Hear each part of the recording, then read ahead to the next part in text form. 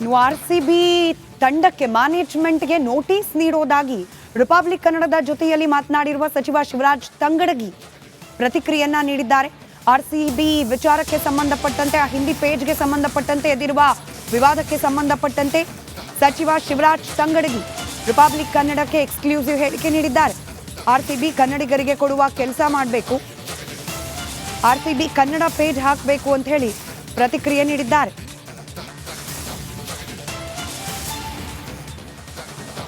ತಂಡ ಏನು Hindi web page ಅನ್ನು ಓಪನ್ ಮಾಡಿರುವಂಥ ಹಿನ್ನೆಲೆಯಲ್ಲಿ ಟ್ವೀಟ್ ಅನ್ನು ಓಪನ್ ಮಾಡಿರುವಂಥ ಹಿನ್ನೆಲೆಯಲ್ಲಿ ಸಾಕಷ್ಟು ವಿವಾದ ಆಗಿರುವಂಥದ್ದು. ಈ ಬಗ್ಗೆ ಫ್ಯಾನ್ಸು ಕೂಡ ಅಂದರೆ ಕನ್ನಡಿಗರು ಕೂಡ ಸಾಕಷ್ಟು ಆಕ್ರೋಶವನ್ನು ವ್ಯಕ್ತಪಡಿಸ್ತಾರೆ. ಈ ಬಗ್ಗೆ ಮಾತಾಡೋಕ್ಕೆ ಕನ್ನಡ ಮತ್ತು ಸಂಸ್ಕೃತಿ ಇಲಾಖೆ ಸಚಿವರಾದಂಥ ಶಿವರಾಜ್ ತಂಗಡಗಿ ನಮ್ಮ ಜೊತೆ ಇದ್ದಾರೆ. ಸರ್, ನಿಮ್ಗೆ ಗೊತ್ತಿದೆ ಆರ್ಸಿಬಿ ತಂಡ ಟ್ವಿಟರ್ನಲ್ಲಿ ಹಿಂದಿ ಪೇಜನ್ನು ಓಪನ್ ಮಾಡಿರೋದು ಸಾಕಷ್ಟು ಆಕ್ರೋಶ ವ್ಯಕ್ತಪಡಿಸೋದು, ಏನು ಅನಿಸುತ್ತೆ ಇದ್ರ ಬಗ್ಗೆ?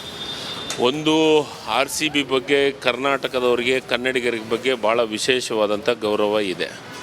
ಈ ಆರ್ಸಿಬಿ ಅಂದರೆ ಒಂದು ಕನ್ನಡದ ಒಂದು ಟೀಮು, ಬೆಂಗಳೂರಿನ ಒಂದು ಟೀಮು, ಕರ್ನಾಟಕದ ಒಂದು ಟೀಮು ಅನ್ನೋ ಭಾವನೆ ಇಡೀ ಕರ್ನಾಟಕದ ಜನರಿಗಿದೆ.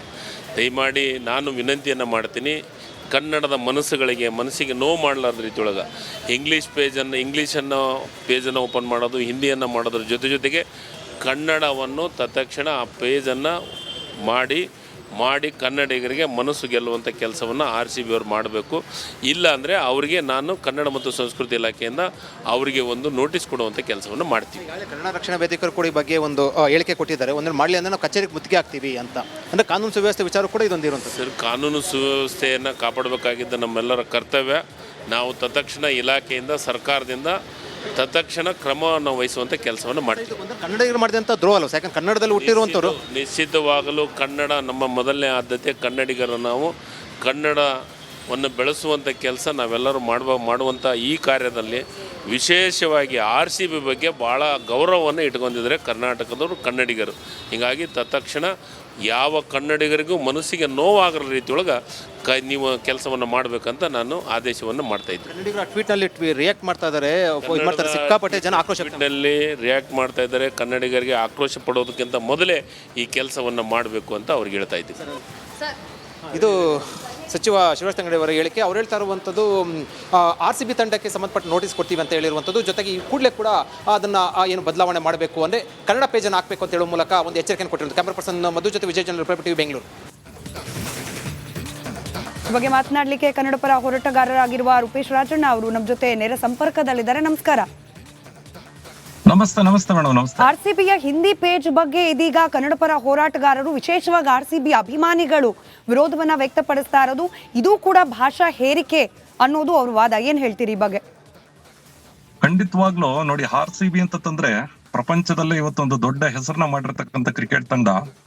ನಾವು ಕನ್ನಡಿಗರು ಅದನ್ನ ಯಾವ ರೀತಿ ಪ್ರೀತಿಸ್ತಾ ಇದೀವಿ ಅಂತಂದ್ರೆ ನಿಮ್ಗೆಲ್ರಿಗೂ ಗೊತ್ತಿದೆ. ಎಲ್ಲಾ ಆಟಗಾರರು ಇವತ್ತು ಒಂದು ತಂಡವನ್ನ ಸೇರ್ಬೇಕು ಅಂದ್ರೆ ಆರ್ಸಿಬಿ ಅಂತ ಹೇಳ್ತಾರೆ. ನಾವು ಆ ಬೆಂಗಳೂರು ಅನ್ನೋ ಹೆಸರಿಗೆ ನಾವು ಅಷ್ಟು ಪ್ರೀತಿಯನ್ನ ತೋರಿಸಿ ಆರ್ಸಿಬಿಯನ್ನು ಹೊತ್ಕೊಂಡು ಮೆರಿತೀವಿ. ಆದ್ರೆ ಇವರು ಮೊದಲು ಇಂಗ್ಲಿಷ್ ಪೇಜ್ ತೆಗೆದ್ರು, ಅದಾದ್ಮೇಲೆ ಕನ್ನಡ ಪೇಜ್ ತೆಗೆದ್ರು. ಕನ್ನಡ ಪೇಜ್ ತೆಗೆದಾಗ ಖಂಡಿತವಾಗ್ಲೂ ಖುಷಿ ಆಯ್ತು ನಮ್ಗೆ. ಏನು ತೊಂದರೆ ಇಲ್ಲ ಬಿಡಪ್ಪ, ಬಹಳ ಹೆಮ್ಮೆ ಅನಿಸ್ತು, ಕನ್ನಡದಲ್ಲಿ ಇನ್ಮೇಲೆ ಎಲ್ಲ ಇದ್ ಮಾಡ್ತಾರೆ ಅಂತ ಹೇಳಿ. ಹಾಗಾದ್ರೆ ಈಗ ಹಿಂದಿ ಪೇಜ್ ಅನ್ನ ತೆಗೆದಿರೋಂತ ಉದ್ದೇಶ ಏನು? ಯಾರನ್ನ ಮೆಚ್ಚೋದಕ್ಕೋಸ್ಕರ ಇವರು ಹಿಂದಿ ಪೇಜ್ ಅನ್ನ ತೆಗೆದಿದ್ದಾರೆ. ಹಾಗಾದ್ರೆ ಉಳಿದ ಫ್ರಾಂಚೈಸಿಗಳು ಏನಿದೆ, ಈಗ ಯಾವ್ದೋ ಮುಂಬೈ ಟೀಮ್ ಆಗಿರ್ಬೋದು, ಪುಣೆ ಟೀಮ್ ಆಗಿರ್ಬೋದು, ಅಥವಾ ಕೋಲ್ಕತ್ತಾ ಆಗಿರ್ಬೋದು, ಕನ್ನಡದಲ್ಲಿ ಪೇಜ್ ತೆಗೆದಿದಾರ, ಕನ್ನಡದಲ್ಲಿ ನಮ್ಗೆ ಸೇವೆ ಕೊಡ್ತಾ ಇದಾರ ಅಂದ ಮೇಲೆ ಇವ್ರು ಯಾಕೆ ಹಿಂದಿಯಲ್ಲಿ ಪೇಜ್ ತೆಗೆದಿದ್ದಾರೆ? ಇದಕ್ಕೆ ಯಾವುದೇ ಕಾರಣಕ್ಕೂ ನಾವು ಅವಕಾಶ ಕೊಡಲ್ಲ ಅಂತ ಅನ್ನೋದು ನಮ್ಮ ಉದ್ದೇಶ. ಈ ಕೂಡಲೇ ಪೇಜ್ ಅನ್ನ ಬಂದ್ ಮಾಡಬೇಕು. ನಾವು ಯಾವುದೇ ಭಾಷೆಯನ್ನ ವಿರೋಧ ಮಾಡ್ತಾ ಇಲ್ಲ. ನಮ್ಮ ಮೇಲೆ ಉದ್ದೇಶ ಪೂರ್ವಕವಾಗಿ ಈ ರೀತಿ ಭಾಷೆಯನ್ನ ಹೇರೋದಿದೆಯಲ್ಲ, ಇದನ್ನ ಖಂಡಿತವಾಗ್ಲೂ ನಾವು ವಿರೋಧ ಮಾಡ್ತೀವಿ.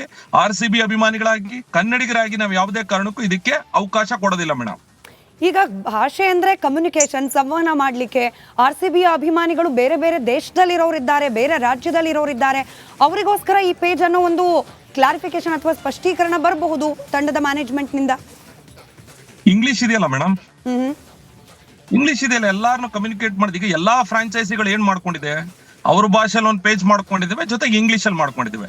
ಆ ರೀತಿ ಆದ್ರೆ ಈಗ ಉದಾಹರಣೆ ನೋಡಿ, ಆರ್ಸಿಬಿ ಅಭಿಮಾನಿಗಳು ಇಡೀ ಪ್ರಪಂಚದಲ್ಲಿ ಇದ್ದಾರೆ. ಹಾಗಾದ್ರೆ ಉಳಿದ ಫ್ರಾಂಚೈಸಿ ಅಭಿಮಾನಿಗಳು ಕರ್ನಾಟಕದಲ್ಲಿ ಇಲ್ವಾ? ಹಾಗಾದ್ರೆ ನಮಗೆ ನಮ್ಮ ಭಾಷೆಯಲ್ಲಿ ಸೇವೆ ಕೊಡಿ ಅಂತ ನಾವು ಕೇಳ್ತಾ ಇದೀವಲ್ಲ. ಈಗ ಅವ್ರು ಕೊಟ್ಬಿಡ್ತಾರ? ಈಗ ಮುಂಬೈ ಟೀಮ್ ಅಭಿಮಾನಿಗಳು ಕರ್ನಾಟಕದಲ್ಲಿ ಇದ್ದಾರೆ, ಚೆನ್ನೈ ಟೀಮ್ ಅಭಿಮಾನಿಗಳು ಕರ್ನಾಟಕದಲ್ಲಿದ್ದಾರೆ. ಈಗ ಯಾವ್ದೋ ಕೋಲ್ಕತ್ತಾ ಟೀಮ್ ಅಭಿಮಾನಿಗಳು ಕರ್ನಾಟಕದಿದ್ದಲ್ಲ, ಗುಜರಾತ್ ಅವರು ಅಭಿಮಾನಿಗಳು ಕರ್ನಾಟಕದಲ್ಲಿದ್ದಾರೆ. ಹಾಗಾದ್ರೆ ಅವ್ರು ಯಾಕೆ ಈ ಒಂದು ಕೆಲಸವನ್ನ ಮಾಡ್ಲಿಲ್ಲ? ಅವರು ಕರ್ನಾಟಕದಲ್ಲಿ ಇಡೀ ರಾಜ್ಯಾದ್ಯಂತ ಕರ್ನಾಟಕದಲ್ಲಿ ಅಭಿಮಾನಿಗಳಿದ್ದಾರೆ, ಹಾಗೆ ಕನ್ನಡದಲ್ಲೂ ಅವ್ರಿಗೊಂದು ಸೇವೆ ಕೊಡ್ಬೇಕು ಅಂತ ಅವರು ಓಪನ್ ಮಾಡ್ಬೋದಿತ್ತಲ್ಲ ಕನ್ನಡದಲ್ಲಿ. ಯಾವ ಫ್ರಾಂಚೈಸಿಗಳಲ್ಲೂ ಇಲ್ಲದ ಈ ವಿಶೇಷತೆ RCB ಯಾಕೆ ಮಾಡಿದೆ, ಇದು ನಮ್ಮ ಪ್ರಶ್ನೆ. ಮತ್ತೆ ಇನ್ನೊಂದು, ಹಿಂದಿಯಲ್ಲೇ ತೆಗಿಬೇಕು ಅಂತ ಅವಕಾಶ ಏನಿದೆ? ಆ ರೀತಿ ತಗೊಂಡ್ರೆ ಭಾರತದಲ್ಲಿ 22 ಭಾಷೆ ಮಾತಾಡುವಂತ ಏನು ಜನಗಳಿದ್ದಾರೆ, ಅವರೆಲ್ಲರೂ RCB ಅನ್ನ ಪ್ರೀತಿ ಮಾಡ್ತಾರೆ. ನೀವು ಮಾಡಿ ಎಲ್ರಿಗೂ ಮಾಡೋದಿದ್ರೆ. ರೈಟ್. ಧನ್ಯವಾದ ರೂಪೇಶ್ ರಾಜಣ್ಣ ಅವರೇ ರಿಪಬ್ಲಿಕ್ ಕನ್ನಡದ ಜೊತೆಯಲ್ಲಿ ಮಾತನಾಡಿದ್ದಕ್ಕೆ. ಅಬಕಾರಿ ಇಲಾಖೆಯಲ್ಲಿ ಬ್ರಹ್ಮಾಂಡ ಭ್ರಷ್ಟಾಚಾರ ವಿಚಾರಕ್ಕೆ ಸಂಬಂಧಪಟ್ಟಂತೆ ರಿಪಬ್ಲಿಕ್ ಕನ್ನಡ ಇವತ್ತು ಬೆಳಗ್ಗಿನಿಂದಲೂ ಕೂಡ ನಿರಂತರವಾಗಿ ಸುದ್ದಿಯನ್ನ ಪ್ರಸಾರ ಮಾಡಿತ್ತು. ಈ ಸುದ್ದಿಗೆ ಇದೀಗ ಬಿಗ್ ಇಂಪ್ಯಾಕ್ಟ್ ಲಭ್ಯವಾಗಿದೆ. ಇಲಾಖಾವಾರು ತನಿಖೆಗೆ ಆದೇಶಿಸಿದ್ದಾರೆ ಸಚಿವ RB ತಿಮ್ಮಾಪುರೆ. ವರದಿ ಬರುವ ತನಕ ಅಧಿಕಾರಿಗಳನ್ನ ಅಮಾನತಿನಲ್ಲಿಡುವ ನಿರ್ಧಾರಕ್ಕೂ ಕೂಡ ಬರಲಾಗಿದೆ. RB ತಿಮ್ಮಾಪುರೆ ಅವರು ಈ ಬಗ್ಗೆ ಆದೇಶವನ್ನ ಕೂಡ ಹೊರಡಿಸಿದ್ದಾರೆ. ಬೆಳಗ್ಗೆ 8 ಗಂಟೆಯಿಂದಲೂ ರಿಪಬ್ಲಿಕ್ ಕನ್ನಡ ಈ ಸುದ್ದಿಯನ್ನ ಬ್ರೇಕ್ ಮಾಡಿತ್ತು. CL7 ಬಾರ್ ಲೈಸೆನ್ಸ್ ಪಡ್ಕೊಳ್ಬೇಕು ಅಂದ್ರೆ ಲಂಚಕ್ಕೆ ಬೇಡಿಕೆ ಇಡಲಾಗಿದೆ ಅನ್ನೋ ಆರೋಪ. ಇದೇ ವಿಚಾರಕ್ಕೆ ಸಂಬಂಧಪಟ್ಟಂತೆ ಲೋಕಾಯುಕ್ತಕ್ಕೆ ದೂರು ನೀಡಿದ್ರು ಕಾಂಗ್ರೆಸ್ನ ಕಾರ್ಯಕರ್ತ ಪುನೀತ್. ಇದೇ ವಿಚಾರಕ್ಕೆ ಸಂಬಂಧಪಟ್ಟಂತೆ ಬೆಳಗ್ಗೆ 8 ಗಂಟೆಯಿಂದ ನಿರಂತರವಾಗಿ ಸುದ್ದಿ ಪ್ರಸಾರ ಮಾಡಿತ್ತು ನಿಮ್ಮ ರಿಪಬ್ಲಿಕ್ ಕನ್ನಡ. ಇದೀಗ ಇಲಾಖಾ ತನಿಖೆಗೆ ಆದೇಶಿಸಿ ಪ್ರಕಟಣೆಯನ್ನ ಹೊರಡಿಸಿದ್ದಾರೆ ಸಚಿವ RB ತಿಮ್ಮಾಪುರೆ. ಮತ್ತಷ್ಟು ಡೀಟೇಲ್ಸ್ ನಮ್ಮ ಪ್ರತಿನಿಧಿ ಬಸವರಾಜ್ ನೀಡ್ತಾ ಹೋಗ್ತಾರೆ, ದೂರವಾಣಿ ಸಂಪರ್ಕದಲ್ಲಿದ್ದಾರೆ. ಬಸವರಾಜ, ರಿಪಬ್ಲಿಕ್ ಕನ್ನಡದ ನಿರಂತರವರೆಗೆ ಮತ್ತೊಂದು ಇಂಪ್ಯಾಕ್ಟ್, ಇಲಾಖೆ ತನಿಖೆಗೆ ಆದೇಶಿಸಿದ್ದಾರೆ ಸಚಿವರು, ಡೀಟೇಲ್ಸ್ ಕೊಡೋದಾದ್ರೆ. ಖಂಡಿತ ಸ್ಮಿತಾ, ಏನು ರಿಪಬ್ಲಿಕ್ ಕನ್ನಡ ಈ ಒಂದು ಸುದ್ದಿಯನ್ನ ಬೆಳಿಗ್ಗೆ ಬ್ರೇಕ್ ಮಾಡಿತ್ತು. ಬೆಳಿಗ್ಗೆ 2 ಅವರಲ್ಲೇ ಇದೊಂದು ಈಗ ಇಂಪ್ಯಾಕ್ಟ್ ಆಗಿರ್ತಕ್ಕಂಥದ್ದು. ಬಹಳ ಪ್ರಮುಖವಾಗಿ ಏನು ಲಂಚಕ್ಕೆ ಬೇಡಿಕೆ ಇಟ್ಟಿದ್ದಂತ ಅಧಿಕಾರಿಯನ್ನ ಇಲಾಖಾವಾರ ತನಿಖೆಗೆ ಈಗ ಆದೇಶಿಸಿ ಅಬಕಾರಿ ಸಚಿವರಾದಂತಹ RB ತಿಮ್ಮಾಪುರ ಅವರು ಸೂಚನೆ ನೀಡಿದ್ದಾರೆ. ಮತ್ತೆ ಇಂತಹ ಶಿಸ್ತು ವ್ಯವಸ್ಥೆನ ನಾವು ಸಹಿಸಿಕೊಳ್ಳೋದಿಲ್ಲ ಅನ್ನುವಂತ ಒಂದು ನೇರವಾದಂತಹ ಎಚ್ಚರಿಕೆಯನ್ನ ಆಡಳಿತ ವರ್ಗಕ್ಕೂ ಕೂಡ ನೀಡಿದ್ದಾರೆ. ಯಾಕಂದ್ರೆ ಆನ್ಲೈನ್ ಅಲ್ಲಿ ಅಪ್ಲಿಕೇಶನ್ ಹಾಕಿದ ತಕ್ಷಣ ಅದನ್ನ ರಿಜೆಕ್ಟ್ ಮಾಡುವಂತದ್ದು ಕೂಡ ಅಕ್ಷಮ್ಯ ಅಪರಾಧ. ಅದರ ಜೊತೆಗೆ ಈ ತರಹದ ಬೇಡಿಕೆಗಳನ್ನ ಹಣಕ್ಕೆ ಬೇಡಿಕೆ ಇಟ್ಟಂತದ್ದು ಅಧಿಕಾರಿಗಳದ್ದು ಆಡಿಯೋನು ಕೂಡ ನಾನು ಕೇಳಿಸ್ಕೊಂಡಿದ್ದೇನೆ. ಅದು ಸಂಪೂರ್ಣವಾಗಿ ನನ್ನ ಗಮನಕ್ಕೆ ಬಂದಿರೋದ್ರಿಂದ ಸಹಜವಾಗಿ ನಾನು ಇದರಲ್ಲಿ ಕ್ರಮನ ತೆಗೆದುಕೊಳ್ಳಲೇಬೇಕಾಗತ್ತೆ. ಆದ್ರಿಂದ ಈಗ ಇಲಾಖಾವಾರು ತನಿಖೆಗೆ ಆದೇಶಿಸಿದ್ದೇನೆ. ಮುಂದೆ ಇದರ ಹೆಚ್ಚಿನ ತನಿಖೆ ವರದಿ ಬಂದ ನಂತರ ಮುಂದೆ ಆ ಅಧಿಕಾರಿಯ ಮೇಲೆ ಯಾವ ರೀತಿಯಾದಂತಹ ಕ್ರಮಗಳನ್ನ ತೆಗೆದುಕೊಳ್ಬೇಕು ಅನ್ನುವಂತ ನಿಟ್ಟಿನಲ್ಲಿ RB ತಿಮ್ಮಾಪುರ ಅವರು ಭರವಸೆಯನ್ನು ನೀಡಿದ್ದಾರೆ. ಸ್ಮಿತಾ, ಧನ್ಯವಾದ ಬಸವರಾಜ್ ಮಾಹಿತಿಗಾಗಿ. ವಫ್ ವಿಚಾರದಲ್ಲಿ ಹೊಸ ನೋಟಿಸ್ಗಳನ್ನ ನೀಡೋದಿಲ್ಲ ಅಂತ ಹೇಳೇನೋ ಆದೇಶವನ್ನ ಹೊರಡಿಸಿದೆ. ಆದ್ರೆ ಬೀದರ್ನ ಬಸವಗಿರಿ ಮೇಲೂ ಕೂಡ ಇದೀಗ ವಫ್ನ ಕಣ್ಣು ಬಿದ್ದಿದೆ ಅನ್ನೋ ಮಾಹಿತಿ ಲಭ್ಯವಾಗ್ತಾ ಇದೆ. 5.15 ಎಕರೆ ಭೂಮಿಯ ಪಹಣಿಯಲ್ಲಿ ವಫ್ ಹೆಸರು ಸೇರ್ಪಡೆಯಾಗಿದೆ. ವಫ್ ಬೋರ್ಡ್ ವಿರುದ್ಧ ಬಸವ ಭಕ್ತರು ಇದೀಗ ಆಕ್ರೋಶವನ್ನ ವ್ಯಕ್ತಪಡಿಸುತ್ತಿದ್ದಾರೆ. ಬಿಜೆಪಿ ಸರ್ಕಾರದ ಅವಧಿಯಲ್ಲಿ ಅವಾಂತರ ಅಂತ ಹೇಳಿ ಖಂಡ್ರೆ ಅವರು ಈ ವಿಚಾರಕ್ಕೆ ಸ್ಪಷ್ಟನೆ ನೀಡಿದ್ದಾರೆ. ಬಿಜೆಪಿ ವಿರುದ್ಧವೇ ಸಚಿವ ಈಶ್ವರ್ ಖಂಡ್ರೆ ಆರೋಪ ಮಾಡಿದ್ದಾರೆ. ವಾರದ ಹಿಂದಷ್ಟೇ ಪಹಣಿಯಲ್ಲಿ ಹೆಸರು ಬದಲಾವಣೆ ಆಗಿದೆ ಅಂತ ಹೇಳಿ ಖಂಡ್ರೆ ಅವರ ಹೇಳಿಕೆಗೆ ಶಾಸಕ ಬಸನಗೌಡ ಯತ್ನಾಳ್ ಟಕ್ಕರ್ ನೀಡಿದ್ದಾರೆ. ಒಟ್ಟಾರೆ ರಾಜಕೀಯ ಜಂಗಿ ಕುಸ್ತಿಗೆ ವೇದಿಕೆಯಾಗಿದೆ ಬಸವಗಿರಿ.